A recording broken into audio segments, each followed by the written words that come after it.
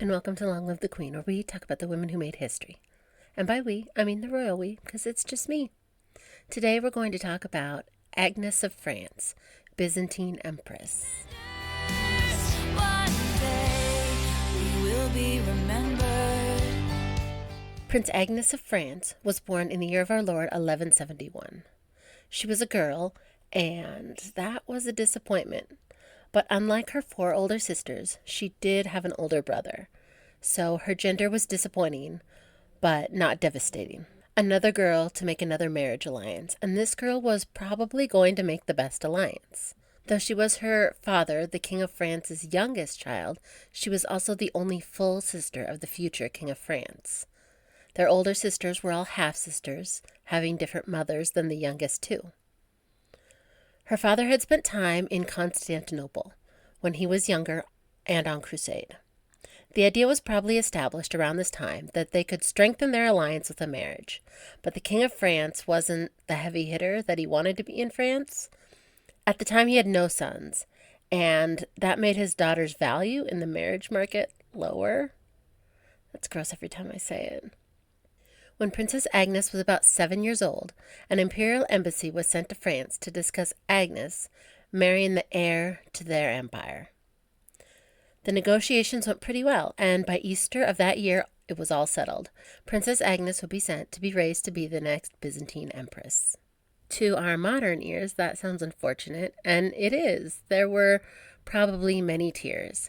She was a little girl moving nearly 2,000 miles away from home. For my non-American listeners, that's just short of 3,000 kilometers. But unfortunately, it was very common for the time. 7-year-old princesses were often sent to be raised by their in-laws, so Agnes was off to her new life. Agnes left France with 5 ships, headed to Constantinople. At Genoa, her ship count increased from 5 to 19 ships because she was joined by the Byzantines. Princess Agnes arrived in Constantinople when she was 8 years old. She would have probably felt pretty important. She was greeted by 70 high-ranking ladies. That's 70, 7-0. Her husband, Alexios, was 10. 8 years old was too young to get married by 12th century standards in both France and the Byzantine Empire. She was still a child. But this didn't really slow anyone down. Her wedding took place just 9 months later in the spring of 1180 when Agnes was probably 8 or 9 years old. Her sister-in-law had just been married a month before, but she had been 28. 9-year-old Agnes, who now went by the Byzantine name Anna, married 12-year-old Alexios. Don't love that for either of them. The emperor was aging. He was at least 60 by this point, and it seems like he was attempting to settle his affairs. And just in time, because 6 months after the marriage took place, the emperor died. The king is dead. Long live the king. Agnes' husband was now Emperor Alexios II, and Agnes was now Empress Anna at the ripe old age of 9. Both the 9-year-old empress and the 12-year-old emperor were too young to rule for themselves, so Emperor Alexios' mother was taking up that burden for them. In addition to this, word would have arrived from France that Anna's father, the King of France, had died just 6 days before her father-in-law had. So she was no longer the daughter of the King of France. Her brother was the new King of France. The king is dead. Long live the king. King Philip II of France was also too young to rule on his own. He had just turned 15. So Anna's mother was busy back in France helping her brother. Anna's husband's half-sister and her husband didn't like this arrangement, and they attempted to take over. A riot occurred against the Empress Regent, but it didn't last long. They were both dead less than 2 years later, probably poisoned, allegedly. The late emperor's cousin, Andronicus, saw his moment for a hostile takeover. He had the Empress Regent imprisoned and executed. Andronicus was crowned co-emperor with the young Emperor Alexios, Anna's husband. Now, he was the new head bitch in charge, but there was an issue of that pesky teenage emperor. Andronicus ordered that Alexios be strangled in secret with a bowstring.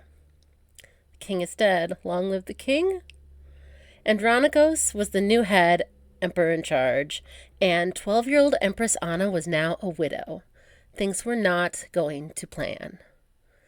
The new emperor Andronikos, who I feel they need to mention was at this point about 65 years old, then decided to marry the 12-year-old Dowager Empress Anna, our Anna.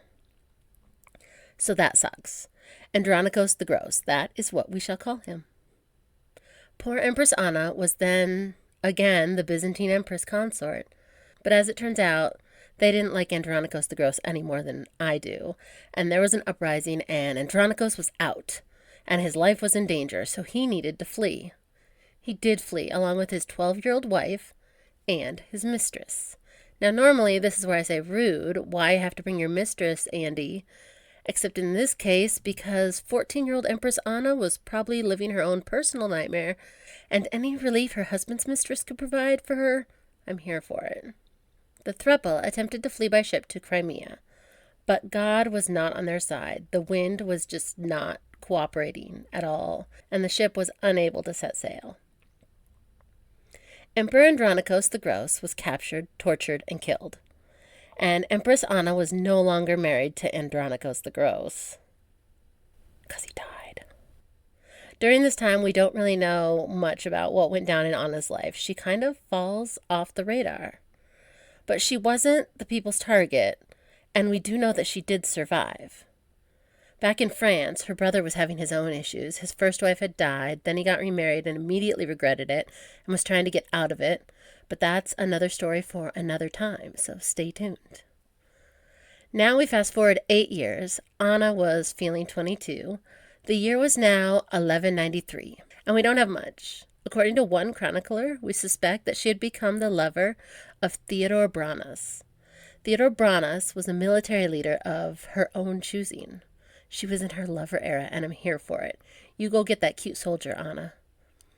And we don't have much information on Anna's lover era, so we are going to fast forward another 11 years.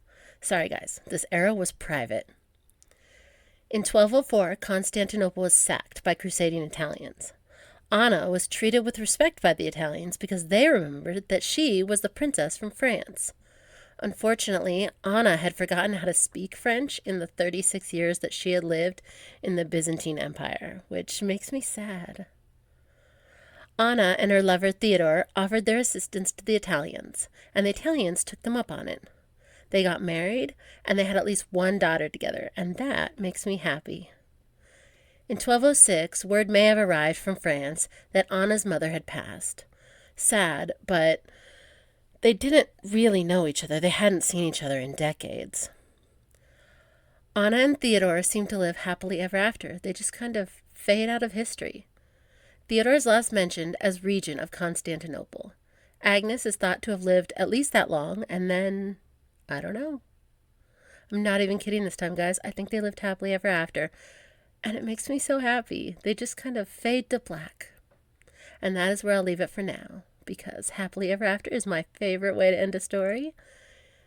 Yes, I'm a basic bee like that. Sorry, not sorry. What did you think of Agnes of France? Her life makes me sad and happy all at the same time. She had a rough start. She had to go away from home so far, never to see home again. And that Andronikos the Gross phase was definitely not optimal. But then the end of her life seems like just kind of chill and happy. And for that, I'm happy for her. You can share your thoughts with me at longlivethequeenpodcast@gmail.com or on Facebook or Instagram at longlivethequeenpodcast. Long live to all the queens out there. Until next time. Bye. Will be remembered.